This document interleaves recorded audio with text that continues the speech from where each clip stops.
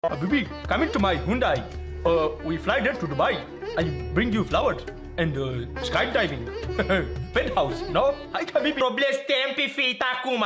Să nu mai deschidă ochii fita dacă mai vorbești de copilul meu emoloi. Blestem maua și pe fita ei ca la să vezi tu dacă tu o mai compari pe fita copilul meu. Ei, acum să nu mai mă miști de aici, uite aici. Să înțepenesc aici dacă te mai iei de film. Doamne, v-am zis că fata vine cu mine! V-am zis că fata vine cu mine!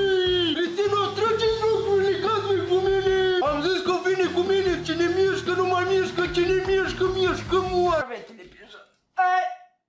Că să moară. Hai, doamnă, cu senim. Greu tare. O luat cu Zăhăreanu și auzi ce m-am îngrășat de la Zăhăreanu. Pe lângă fabrică de piatră are și o fabrică de dunciuri. Am pus botul așa. Aleu, dacă n-am 5 pleți. Moară! Ești că te ia mama dracului, ești! Să moară familia mea, dacă nu-mi dai în gură, eu mor! Îmi pohănești și mie TV-ul. Te rog frumos, mă fac băiat, cu minte.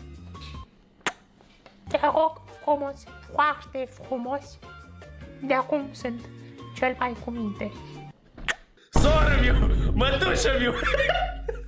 Soră-miu, merepit. Doamne, ce idee bună, Luiza, acum nu m-am gândit la...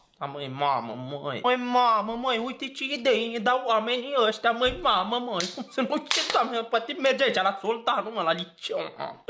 Puteai să-i zici că se machează urât, puteai să-i spui că e o hoață, că nu a învățat să ia bacul, bă, că e ultima lepră, acum să-i spui că n-are haz, cum să-i spui că n-are haz? Hai.